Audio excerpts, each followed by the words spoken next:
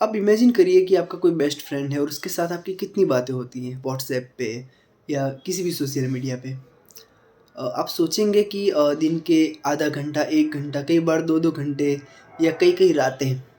लेकिन जब आप सोचने बैठते हो कि उससे बातें क्या हुई थी, तो आपको कुछ ख़ास याद नहीं आता। एक अ, पोएम टाइप का कुछ लिखा है मैंने, कुछ ख़ास याद नहीं है उससे क्या-क्या बातें होती थी। हेलो, मैं हूँ Siddharth Soni and I hope you like it, here we गो।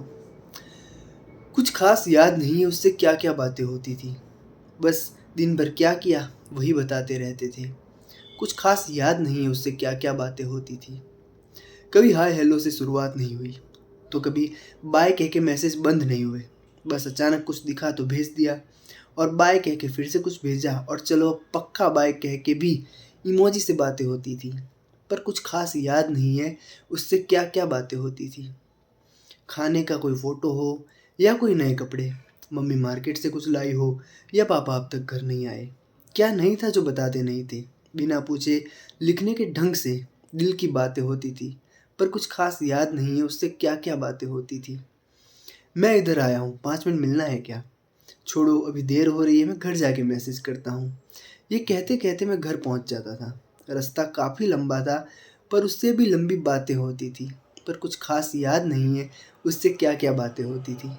रात के 2:30 बजे उठ के उसको कुछ भी लिख देता था। कोई सामान लाना हो, कोई बात याद रखनी हो, सब कुछ कुछ भी लिख देता था। 1 सेकंड में मैसेज का जवाब नहीं आने पर उसको कुछ कहने का हक था जब। रोज़ मनाना, रोज़ लड़ाई, बस बेमतलब की बातें होती थी। पर कुछ ख़ास याद नहीं है उससे क्या-क्या बातें होती थी। इतनी बातें, इतने मैसेज, पता नहीं क्या करते थे हम। हर बात के जवाब पुराने मैसेज क्वॉट करके दे सकते थे हम। कुछ-कुछ लाइनें हो गई थी एक दूसरे की याद अब तो, 12 बजते ही न्यू डे स्टार्ट कहते थे हम। यूँ ही सुबह, यूँ ही शाम, यूँ ही रातें होती थी। पर कुछ ख़ास याद नहीं है उससे क्या-क्या बातें होती थी। अब पढ़ता हूँ पुराने मैसेज तो हँसी आती है कि मैं ऐसा था जब। क्या था, क्यों था और कितना बदल गया अब। सालों बाद मिले फिर से, पर कुछ अलग है अब हम दोनों।